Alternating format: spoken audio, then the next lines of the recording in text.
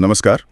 आज हम उत्तर प्रदेश के इटावा जिले से आई एक बहुत ही परेशान करने वाली घटना पर बात कर रहे हैं। जी। ये बात है 21 जून 2025 की। एक गांव में श्रीमद् भागवत कथा का आयोजन हो रहा था। हाँ, बिल्कुल भक्तिमय माहौल था, सब शांति से चल रहा था। लेकिन फिर कुछ ऐसा सामने आया जिसने सबको चौंका दिया। हाँ, मतलब हुआ ये जी कि अचानक ये बात पता चली जी कि जो कथावाचक थे, जो भगवान श्री कृष्ण की लीलाएं सुना रहे थे, वो असल में ब्राह्मण नहीं थे। वो यादव जाति से थे, यही बात सामने आई। और बस इसी बात पर हंगामा हो गया। जी हाँ, हंगामा खड़ा हो गया। स्रोतों के हिसाब से कथा को फौरन रोक दिया गया। लेकिन कहानी यहीं खत्म नहीं हुई। सुनने में आया है कि मामला और बिगड़ गया। हाँ बिल्कुल, ये सिर्फ रोकने तक ही नहीं रहा। जो जानकारी मिली है उसके मुताबिक कथावाचक को भीड़ ने घेर लिया। मतलब हिंसा हुई। जी, उनके साथ मारपीट की गई। और सिर्फ मारपीट नहीं, बल्कि उनका अपमान करने के लिए उनकी चोटी काट दी गई। चोटी काट दी और सिर भी मुंडवा दिया गया शायद। हाँ, सिर मुंडवा दिया गया। ये तो बहुत ही मतलब बीभत्स है। ये तो हद ही हो गई। शारीरिक हिंसा तो है ही, ये एक तरह का सामाजिक अपमान है, नीचा दिखाने की कोशिश। और बात यही नहीं रुकी।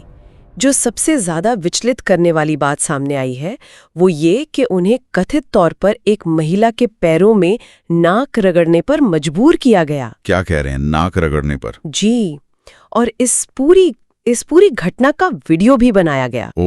वीडियो भी बनाया गया। ये तो आजकल एक ट्रेंड सा बन गया है, किसी को अपमानित करके उसका वीडियो बनाना। हाँ, दुखद है पर सच है। ये घटना सुनकर ही मन खराब हो जाता है।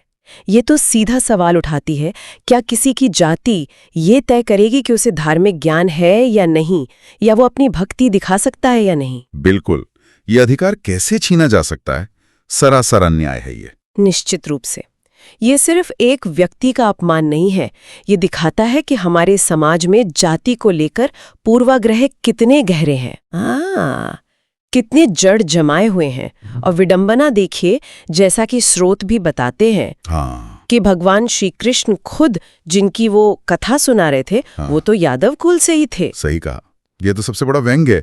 इस ऐतिहासिक और धार्मिक तथ्य को तो लोग भूल ही गए, बिल्कुल अनदेखा कर दिया। ऐसा लगता है जैसे धर्म के नाम पर ही धर्म की जो मूल भावना है उसी का अपमान हो रहा हो। जी। और इतिहास में देखें तो चाहे तुलसीदास हों, कबीर हों, रैदास हों, कितने ही संत हुए हैं जिन्होंने जाति पाति से ऊपर उठ के बात की है। बिल्कुल, उन्होंने अध्यात्म को जिया है। उनका योगदान क्या उनकी जाति देख के तय हुआ था? कभी नहीं ना, कभी नहीं। तो वही बहुत स्रोत भी कह रहे हैं कि धर्म का सम्मान, भक्ति की जो भावना है, वो किसी भी जातिगत अहंकार से कहीं ऊपर होनी चाहिए। हाँ, होनी ही चाहिए।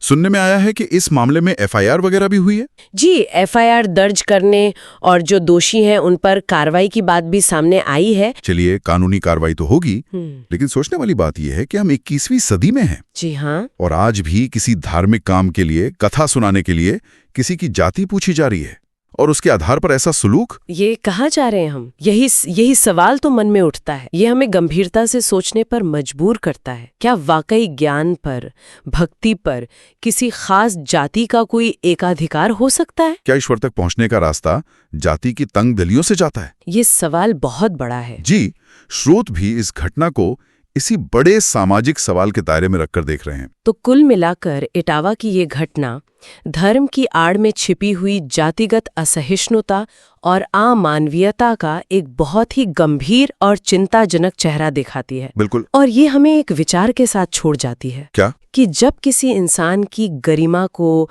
उसकी इज्जत को इस तरह सरेआम रौंदा जाता है, उसे हिंसा और अपमान का शिकार बनाया जाता है, और फिर उसे रिकॉर्ड करके शायद फैलाया भी जाता है, तो ये हमारे समाज के सामूहिक विवेक पर, हमारे मूल्यों पर क्या कहता है, ये सोचने वाली बात है।